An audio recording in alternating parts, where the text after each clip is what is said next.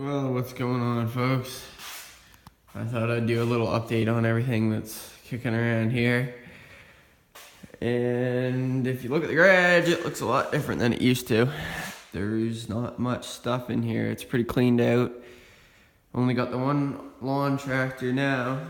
The Murray's still kicking, yeah, she's still around, so anybody that wondered whatever happened to it, it's still here. It would start right up the front end. Oh, it's up against the wall. Just a second.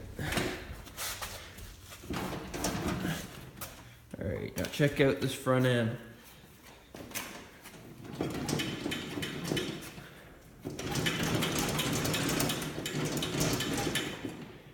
The bushings in that wheel are shot, bushings in that wheel are shot, the spindle bushings are shot.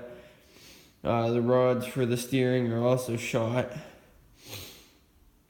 The belt's wearing pretty bad. That back tire's got holes in it. And there's great big gouges in the tread, and I don't even know how that happened. But she's still kicking though.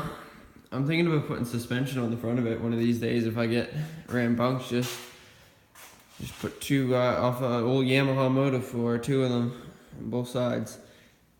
Make it so that that whole front end slides up and down inside of there. Make something so that it'll stay right in line. I don't know, it's an idea. If you guys like the idea, I could probably try and do something with that. Right now that front end's welded, but I can pull that all apart pretty easy. And I'd also be putting bearings on those tires if I did that, so that's something I could do.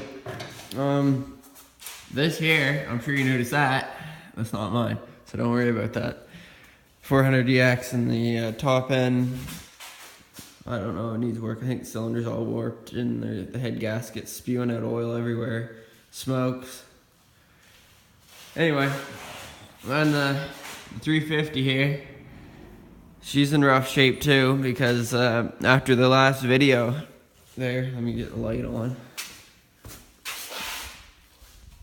After the last video over there, top end went and the cylinder was all warped in it, and I was gonna just put rings in it, but that wasn't good enough, so I had to go and get her bored out and get the rings for it. Head gaskets, oversized piston, all that good stuff.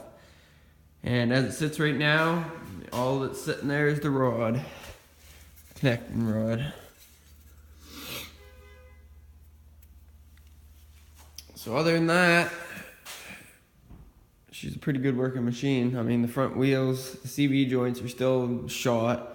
If you roll it and you crank the wheel one way and you roll it, all you hear is crunch, crunch, crunch, crunch, crunch. But when you're driving, I mean, it's fine. So I'm just going to run it until the front end goes. So she's solid in the back. Everything's nice and tight, so I'm not going to worry about it.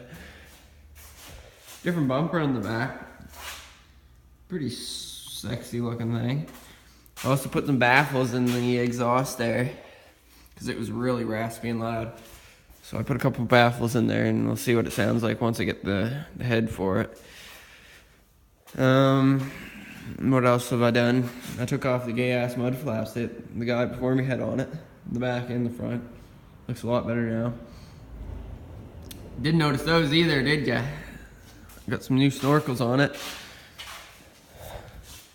If you're wondering what this here is, this is the breather for the gas tank, the carburetor, and the crankcase. So instead of running it into my air box, because this air box is a little different, the air box is right here on these bikes, and the gas tank's got its own little breather for the lid, which is actually pretty sweet.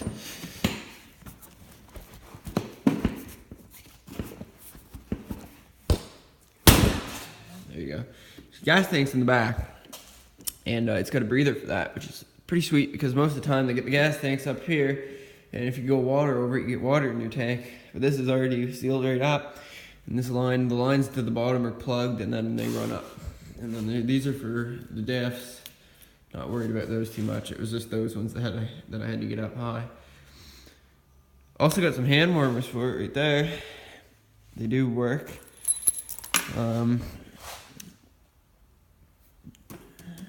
Those are pretty easy to make too. Not bad at all. Couldn't be happier with how that turned out, because see what it was is these stupid intakes right here, every time you hit water, the water would just splash right over it and it would suck it right inside there, and then be sitting there spitting and sputtering. I think there must have been holes in it too, because I'd get water, well, you seen videos, I get water up to there and she's dying, so gotta be water getting in somewhere. Also getting the right air filter for it too, because all I had was the metal. Oh no, it's a fun bike though. I think I'll keep her for a while. Got that other headlight working a little better too. It looks a lot better than it did. The one on the left there was in pretty rough shape. Sealed it off a little better too. It had water in it. But other than that, I mean, not much going on around here.